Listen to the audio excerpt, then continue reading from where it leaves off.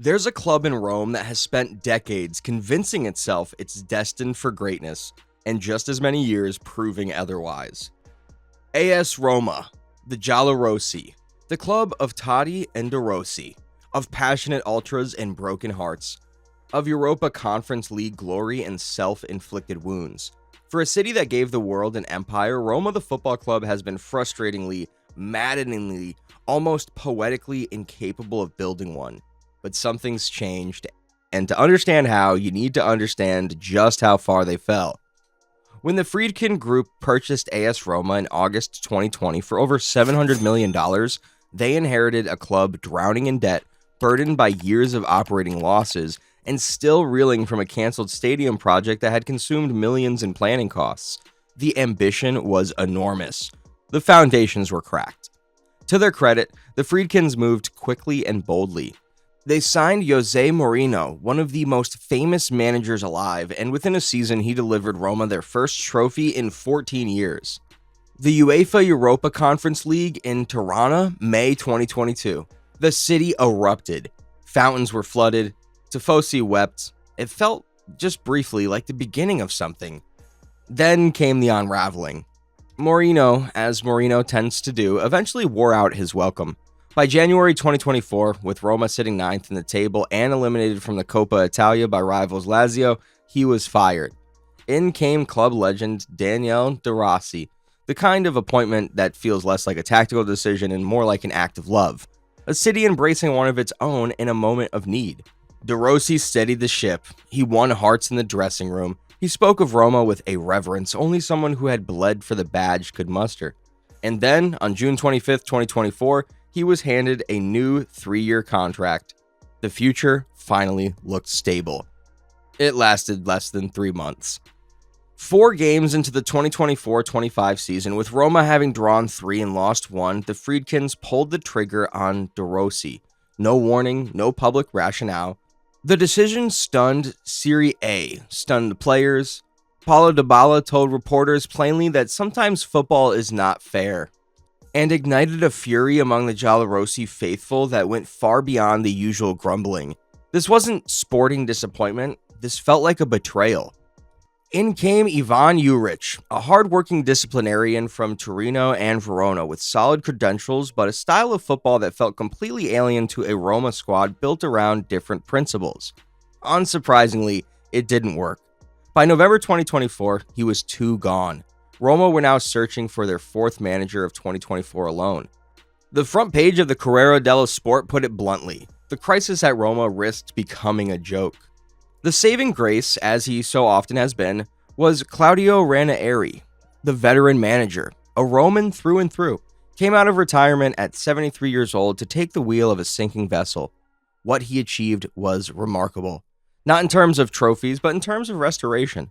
Roma finished 5th in Serie A, 1 point away from Champions League qualification.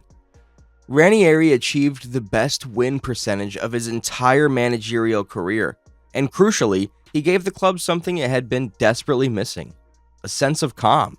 But Ranieri could not manage forever. The question, the one that had haunted the Friedkins for years, remained: who comes next?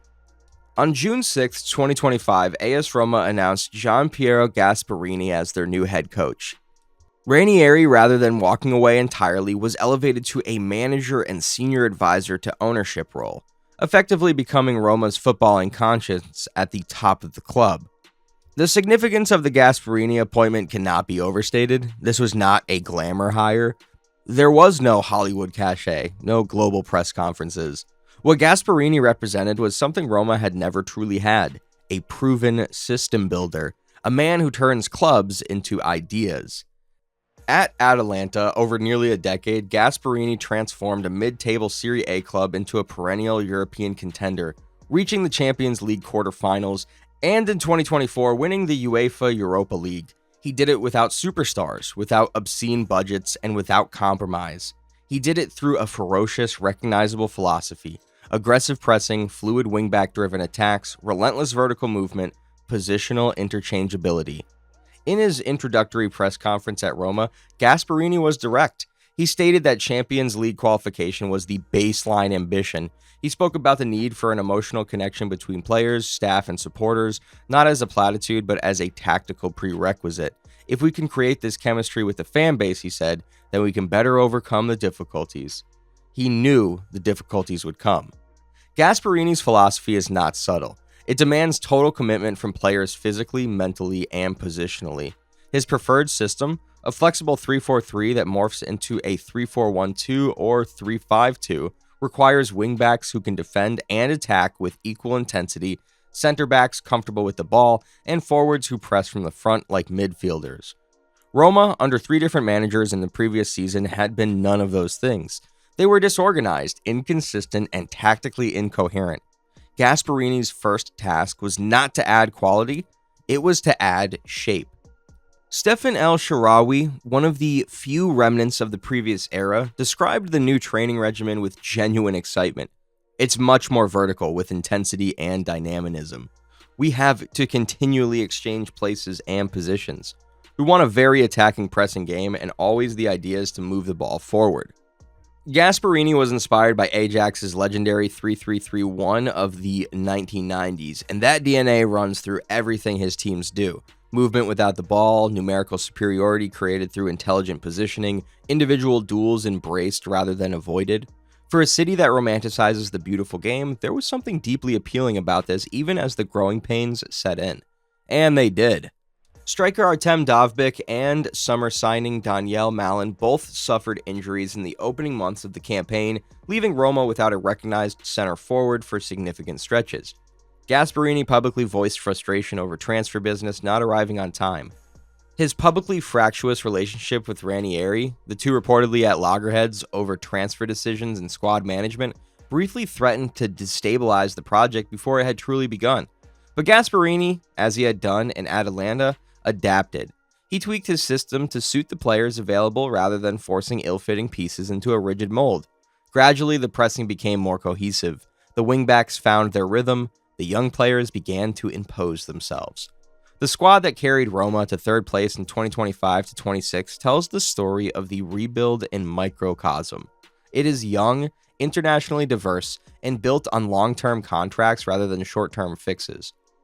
In goal, Miles Filler, the Belgian shot stopper who joined from Benfica in 2022, has grown into one of Serie A's most reliable keepers, contracted through 2030. The backline is anchored by Evan Ndika, the commanding center back signed from Eintracht Frankfurt, and Gianluca Mancini, Roma's long-serving defensive leader. Young defenders like Jan Zolkowski signed from Legia Warsaw at just 19, and Brazilian wingback Wesley, who arrived from Flamengo, represent the future-focused philosophy that now permeates the club. In midfield, a blend of experience and dynamism holds the shape. The summer of 2025 saw the club move decisively to bring in profiles that fit Gasparini's demands. Players capable of pressing high and recovering quickly, of switching positions without losing their defensive discipline. Up top, Daniel Malin, when fit, became Roma's most decisive attacker, finishing as the season's top scorer with 14 league goals and 15 in all competitions. His movement, pace, and clinical finishing are exactly the type of fluid forward threat that Gasparini's system is designed to unleash. The squad is not perfect. There are question marks at full capacity, and the summer of 2026 promises further significant turnover. With veterans including Paulo Dybala, El Shaarawy, and Lorenzo Pellegrini set to depart as their contracts expire, making way for a new generation. But the direction, for the first time in years, is clear. On May 24th, 2026, Roma defeated Hellas Verona 2-0 on the final day of the Serie A season. Daniel Malin put them ahead in the second half. Stefan El Shaarawy, in what turned out to be his farewell appearance for the club after years of loyal service, sealed it in the closing minutes. Roma finished third. Champions League qualification secured for the first time under Friedkin ownership, and for the first time since the 2018-19 season. It was, by any objective measure, a significant achievement. Gasparini had arrived at a club in psychological and structural disarray, introduced a demanding new philosophy, navigated injury crises and internal tensions, and delivered European football's grandest stage within 12 months. But more than the result, what matters is what has been built under the chaos of 6 managers in 6 years. Fonseca, Marino, De Rossi, Juric, Ranieri, Gasparini. Roma lost not just points, but identity. They lost the thread of what kind of club they were trying to be. Each appointment seemed to contradict the last. Each summer was a new beginning that felt suspiciously like a reset. Gasparini has offered something different. A coaching philosophy that is recognizable, teachable, and sustainable.